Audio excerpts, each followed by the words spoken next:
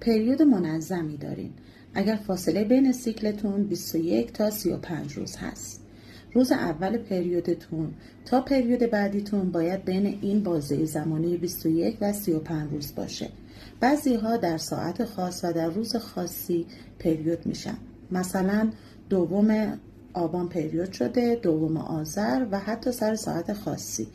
این یه امر طبیعی هستش و مشکلی نداره و پریود منظمی تلقی میشه.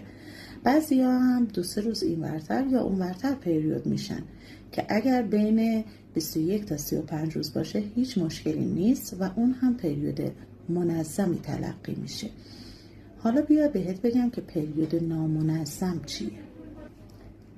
سیکل 21 روز تا 35 روز. اگر 10 روز زودتر شما پریود شدی، احتمال یائسگی زودرس داری یا تخمدونات کیست دارن.